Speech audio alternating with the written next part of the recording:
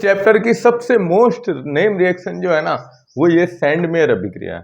Sandmeyer reaction तीन तरीके से पूछी जाती है। एक तो सीधा नेम रिएक्शन होती है कि भाई सैंडमेयर अभिक्रिया लिखिए। एक आती है पहेली के रूप में। वो पहेली क्या है वो अपन बाद में बात करते हैं। देखो रिएक्शन को याद करने का तरीका हमेशा होता है पहले आउटलाइन लिखिए। आउटलाइन कैसे है, जैसे देखो आप सबसे पहले लिखो एनिलीन।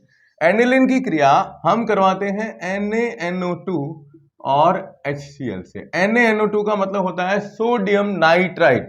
किससे क्रिया होती है? Sodium nitrite. और सोडियम नाइट्राइट के साथ में मिला होता है HCl। और इसके लिए जो हमें टेम्परेचर चाहिए ना वो है 273 से 278 केल्विन, यानी 0 से 5 डिग्री सेंटीग्रेड ताप पर ही ये रिएक्शन होती है। इसका सबसे मेन रीजन है कि इस रिएक्शन में बनने वाला जो उत्पाद है ना वो है अपने जो बनता है इसमें वो बनता है BDAC।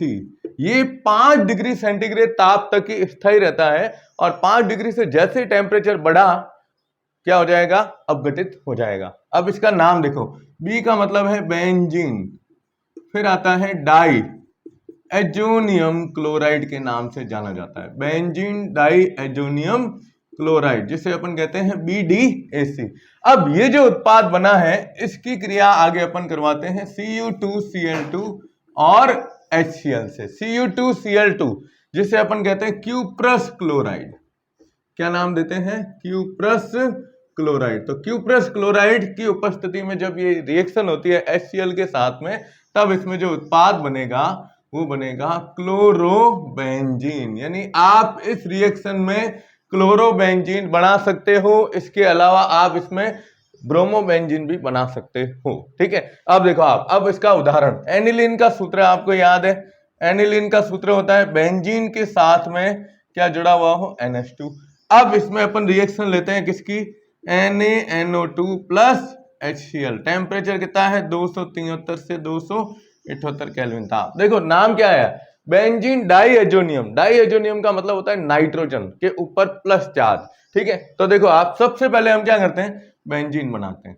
अब N2 कहां से आया? ये N2 होता है एक नाइट्रोजन यहां है और एक नाइट्रोजन यहां है, तो N2 इसके ऊपर साथ में जुड़ा हुआ रहता है Cl। ये याद रखिएगा कि N2 के ऊपर चार्ज होगा प्लस और Cl के ऊपर चार्ज क्या होगा? माइनस चार्ज होता है। तो ये जो उत्पाद बनता है इसको अपन कहते हैं BDAC, benzene diazonium chloride. अब इसकी क्रिया आगे अपन करवाते हैं Cu2Cl2 प्लस HCl से। ध्यान रखिएगा इसके अभिक्रिया के अंदर ये उत्प्रेरक के रूप में काम में लिया जाएगा। HCl इससे क्रिया करता है। हमें बनाना क्या है? क्लोरोबेंजीन। तो क्लोरोबेंजीन बनाने के लिए यहां से तो हटा दो N2। अब देखो होता क्या है, यहां की जो Cl है ना वो इधर जुड़ती है और यहां की Cl H के द्वारा हटती है, यानी ये बनता है HCl।